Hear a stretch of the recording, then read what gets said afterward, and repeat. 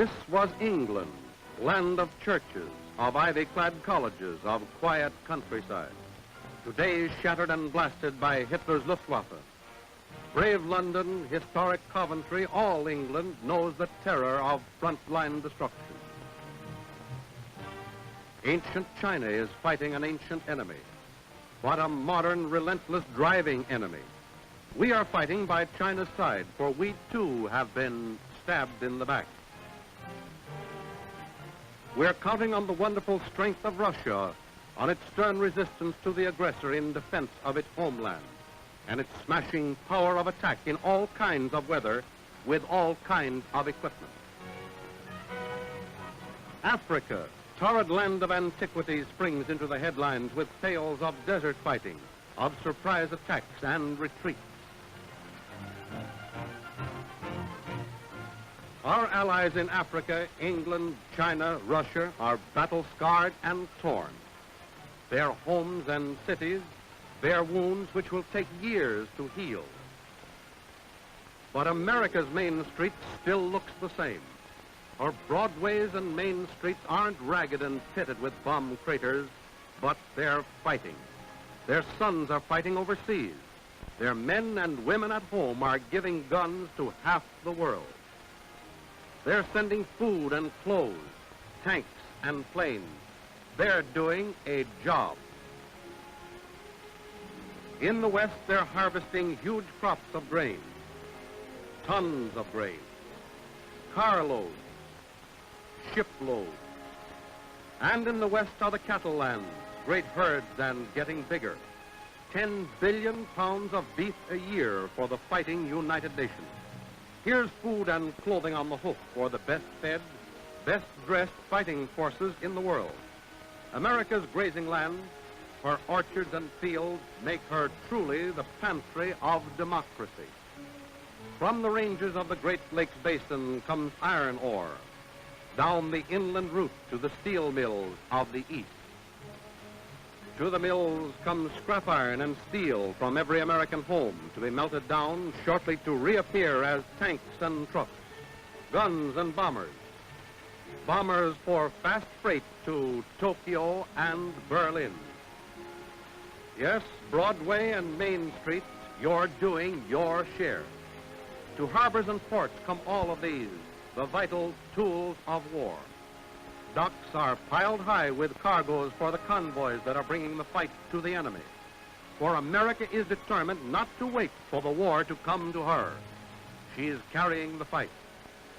She's sending her sons and ships to meet the foe. Her convoys ply the sea lanes up and down the coast, eventually overseas. They're guarded on their way by escort vessels, fast, armed Coast Guard cutters which are getting them through in the face of enemy submarines. But it's a tough, dangerous job, even for seasoned men. And always over them is the threat of sudden attack. So preparedness is the watchword, readiness their creed, for theirs is the responsibility of a whole fleet of ships. High overhead rides a Navy blimp, the eyes of the convoy. Their eyes must be sharp and alert, because submarines aim and fire their deadly torpedoes sometimes miles away from their targets. Here's the Navy, Coast Guard, and Merchant Marine all working together to get the convoys through. Traveling south now, down the Atlantic coast a good many miles from shore. The convoy's real position is a secret. But to the officers up on the bridge and the men on deck and below, it's Torpedo Junction, the hottest spot along the whole seaboard. And here it is, a ship's been hit, and the blinker from just the stern of it is telling the story, giving directions. No radio can be used. It would tell the sub what it wants to know, the extent of the damage. Battle stations for everyone aboard, ready for the counterattack. Even the anti-aircraft gone for who knows. Then suspense while the cutters race for the suspected location of the sub. Gun and gun crews stand by and ready. The Y gun's ready. And here it comes.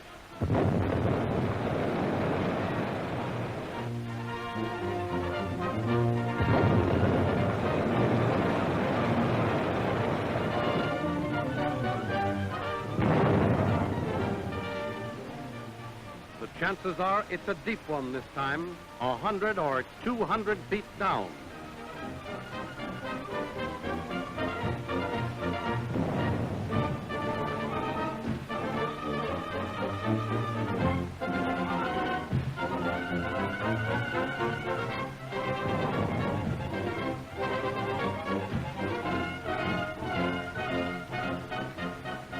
The blimps dropped the smoke bomb, so it's get set again, more action coming.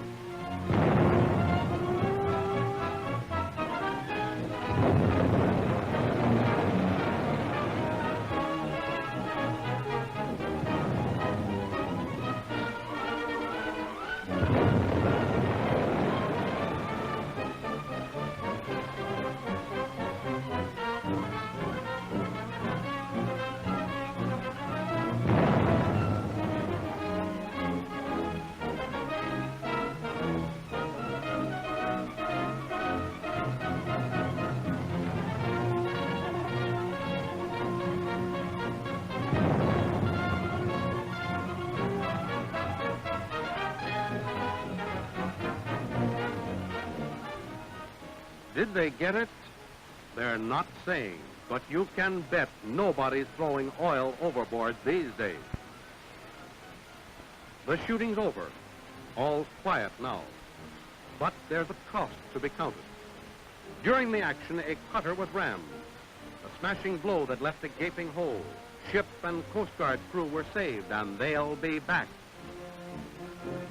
Next, locate the men from the stricken freighter. To the men on the Coast Guard cutter, finding and saving disaster victims is an old story. They have been rescuing men at sea in peace and war for over 150 years.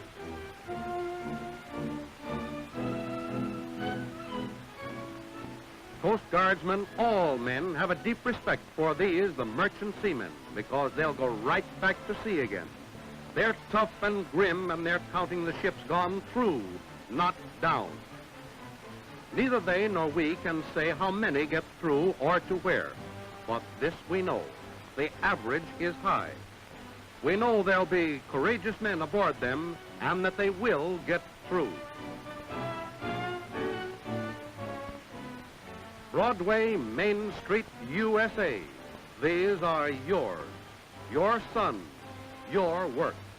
Under the guns of fighting ships and fighting men, they'll carry the fight and fight to win.